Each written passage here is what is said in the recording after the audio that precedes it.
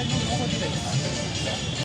तो ये लड़ाई है, अभी तो ये लड़ाई है, धार्मिक भावनाओं के साथ संविधान का छेड़छाड़ बंद करो।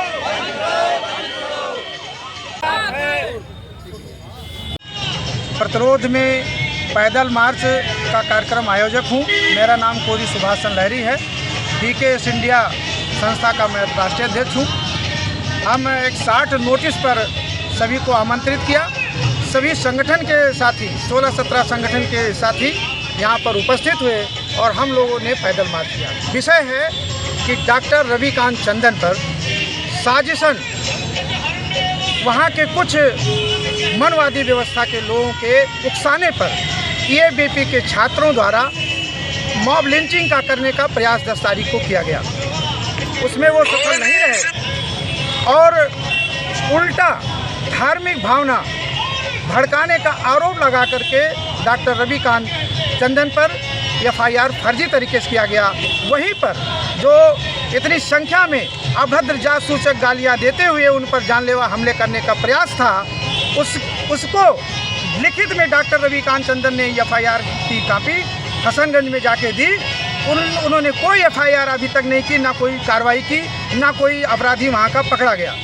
इसी के कारण इनके जो पुलिस प्रशासन थाना हसनगंज का है, उसके बढ़ावा के कारण से 18 मई को फिर एक हमला होता है जानलेवा और उन पर जो है थप्पड़ वार करते हुए कुछ सुरक्षाकर्मी आ गए थे, उन्होंने उनको बचाया।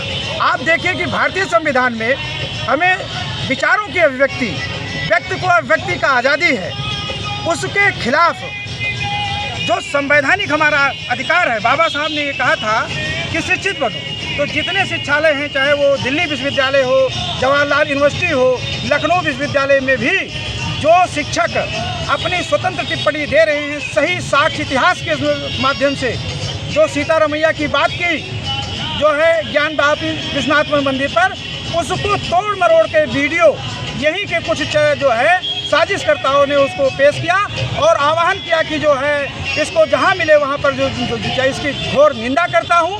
और इसके माध्यम से जो मैंने आह्वान किया है, अभी ये सांकेतिक मार्च है और 3 हमारी मांगे हैं। एक तो पहले जो दोनों हमारे डॉक्टरों पर, जो प्रोफेसर हैं, शिक्षक हैं, गुरु हैं, उनके ऊपर फर्जी तरीके से जो मुकदमा धार्मिक भावना आहत करने के लिए लगाया गया, उसको वापस लें। और डॉक्टर रविकांत चंदन का जो है तहरीर है, उसके अनुसार उसमें चिन्हित लोग हैं, नामित लोग हैं जिन्होंने हमला कराया है, उन पर एफआईआर कराई जाए। दूसरी बात है कि हमारे इन जो विचारों के व्यक्ति हैं, जब हम लोगों के ऊपर घटना होती है, चाहे घोड़ी चढ़ने के हो, चाहे मुँह चढ़ दिखाने के हो, कटवा दे दिया जाता है, हमारी बहन बेटियों को जिंदा जला दिया जाता है, सामूहिक बलात्कार होता है, तब इस देश के फासिस्टवादी, गैर बराबरी के समर्थक, गंदी सोच रखने वाले तथा कथित हिंदू कहने वाले लोगों के भावना आहत हो जाती है। ये आज यही मैं कहता हूँ इस पूरे देश के माइनॉरिटी SC BC से कि आज 500 साल के सांस्कृतिक विरासत को, जो 1991 का जो एक्ट है कि जो जिस स्थिति में है उसी स्थिति में धार्मिक स्थल का कोई विवाद लिया नहीं जाएगा।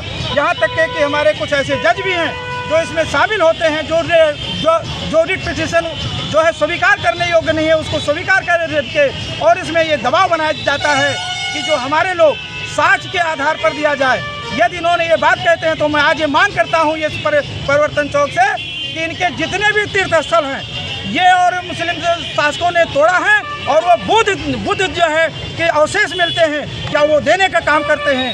यदि यही होता रहा कि जो है जिसका शासन आवे वो तोड़ फोड़ करे, तो ये मानवता कहाँ चला गया। इसलिए हम संविधान के समर्थक लोग ये मांग करते हैं कि ये जो भावना का जो एक आड़ लेकर के जो कुचलने किया गया, यदि ये बंद नहीं किया गया तो हम नौजवानों के साथ, लाखों लाख नौजवानों के साथ पैदल मार्च करेंगे, संघर्ष करेंगे। ये वही हालत होगा जैसे अभी जो है श्रीलंका में राष्ट्रपति और उनके मंत्रियों को दौड़ा करके उनको नंगा किया गया है, उसी तरीके से हम लोग भी नंगा करने के लिए मजबूर होंगे। इसलिए मेरा ये शासन से, केंद्र सरकार से, उत्तर प्रदेश सरकार से और न्यायपालिका से और भारत के राष्ट्रपति जो इस समय कहने के लिए अनुसूचित जाति से आते हैं, वो मूक दर्शक जो बन करके जो बने हैं, वो कलंकित करने का काम कर रहे हैं। ये संविधान के वो संरक्षक हैं, लेकिन आज उनके देख रेख में इतनी बड़ी जो है घटनाएं हो रही हैं, हमारे लोग मारे जा रहे हैं, उनको शर्म आनी चाहिए।